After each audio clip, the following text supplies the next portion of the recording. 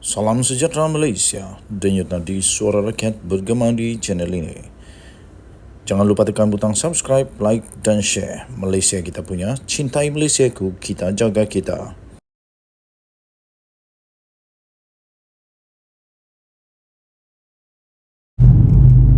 Salam sejahtera Malaysia, denyut nadi suara rakyat bergema di channel ini.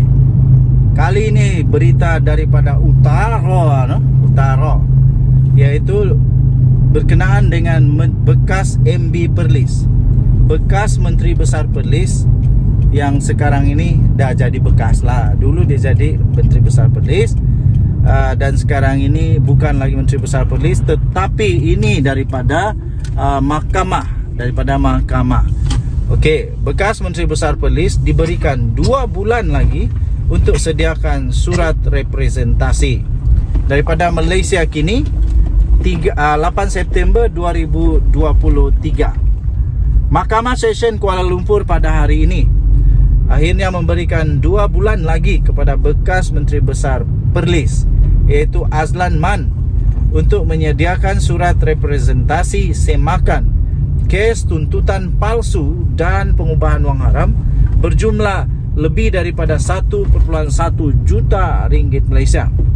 Hakim Azura Alwi telah menetapkan pada 10 November untuk sebutan lanjut kes tersebut supaya pasukan peguam tertuduh mempunyai lebih masa untuk menyediakan dokumen berkaitan untuk representasi. Pada 9 Jun yang lalu, peguam Azlan iaitu Burhanuddin Abdul Wahid memaklumkan kepada mahkamah bahawa mereka berhasrat untuk memfailkan representasi. Surat representasi adalah kaedah untuk seseorang tertuduh meminta pendakwa raya menyemak semula kes jenayah ke atas mereka, seperti menggugurkan pertuduhan atau tertuduh mengaku bersalah terhadap pertuduhan yang lebih ringan. Semasa sebutan kes di hadapan Azura pada hari ini, Burhanuddin berkata mereka memerlukan masa tambahan untuk menyediakan dokumen representasi memandangkan kes itu melibatkan insiden yang didakwa sejak tahun 2013 lagi. Jadi agak susah lah, memang susah. Dah 10 tahun yang lalu, susah juga nak korek-korek. Katanya kami meminta tambahan masa 2 bulan lagi.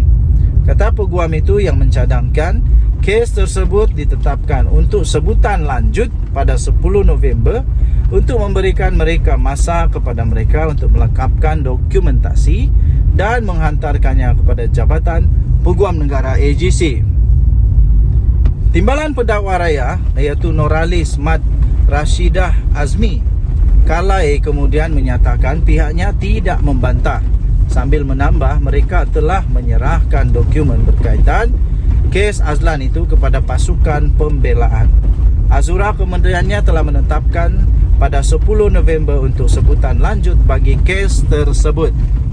Bagaimanapun, jika tiada perkembangan lanjut atau positif dari segi representasi, maka pihak pendakwaan dan pembelaan mesti bersedia untuk perbicaraan penuh, kata hakim itu. Pada 10 April lalu di Mahkamah Session Kangar, Azlan dibicarakan atas 5 pertuduhan mengemukakan tuntutan palsu membabitkan 1.185 juta bagi perjalanannya ke United Kingdom. 2 hari kemudian dia didakwa pula di Mahkamah Session Kuala Lumpur atas 5 pertuduhan pengubahan wang haram membabitkan 1.059 juta ringgit Malaysia. Azlan mengaku tidak bersalah atas semua pertuduhan tersebut. Berhubung pertuduhan tuntutan palsu itu, dia didakwa telah melakukan kesalahan itu di antara Disember 2013 dan 14 Disember 2017. Jadi tuan-tuan dan puan yang dihormati sekalian, kita berharap semoga semuanya baik-baik saja. Kita sentiasa mendoakan semoga perundangan negara Malaysia akan dapat dipertahankan, kedaulatan undang-undang akan terus dapat subur di Malaysia. Denyut nadi suara rakyat bergema di channel ini. Jangan lupa tekan butang subscribe, like dan share. Malaysia kita punya, cintai Malaysiaku, kita jaga kita. Kita jumpa lagi. Selamat petang Malaysia. Bye-bye. Salam sejahtera Malaysia, denyut nadi suara rakyat bergema di channel ini. Ramai orang hentam Anwar Ibrahim kerana menangnya Zahid di mahkamah. Saya fikir pertama tak ada kena mengena dengan Anwar pun. Apa pula kena mengena? Yang buat keputusan itu bukan Anwar, itu mahkamah. Okey, itu mahkamah. Yang buat keputusan itu mahkamah, bukan Anwar Ibrahim. Kalau Anwar Ibrahim jadi hakim, boleh hentam dia. Tapi ini mahkamah. Jadi macam mana orang boleh hentam dia, saya pun tak pastilah. Tapi saya tak setuju dengan Zahid dibebas tanpa dilepas. Itu tak ada kena mengena dengan Anwar rasanya. Kalau Perdana Menteri yang lain pun, kalau Zahid menang pun, tak ada kena mengena dengan diorang. Jadi jangan salahkan Anwar Ibrahim. Anwar akhirnya tampil dan menafikan keterlibatan beliau. Beliau menafikan bahawa beliau terlibat dalam pengguguran kes Zahid Hamidi. Dan saya percaya ini tak ada kena mengena dengan Anwar, kes Zahid Hamidi.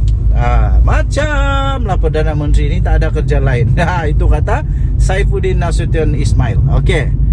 Perdana Menteri Datuk Seri Anwar Ibrahim berkata, dia tidak terlibat langsung dalam keputusan Pejabat Peguam Negara AGC untuk memohon agar timbalan Perdana Menteri Ahmad Zahid Hamidi dilepas tanpa dibebaskan atau dikenali sebagai DNAA daripada 47 pertuduhan berkaitan Yayasan Akal Budi.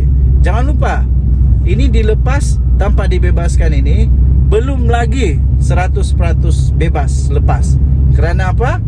Kalau ada bukti baru, maka kes itu akan dibuka semula. Anwar berkata, Perdana Menteri berkata keputusan itu dibuat oleh Peguam Negara dan bukan Anwar Ibrahim yang buat. Jadi kata Perdana Menteri itu, Peguam Negara ada wewengan atau kuasa sepenuhnya dan dia berikan alasan itu. Jadi saya serah kepada wewengan Peguam Negara kerana dia bicara tentang 200 halaman permohonan baru oleh Datuk Zahid Hamidi, Datuk Seri Zahid. Jadi tuan-tuan dan puan-puan, lagilah susah, lagilah parah kalau sudah dilepaskan oleh AGC, kemudian Anwar Ibrahim tak setuju dan mahu diteruskan. Itu baru campur tangan namanya.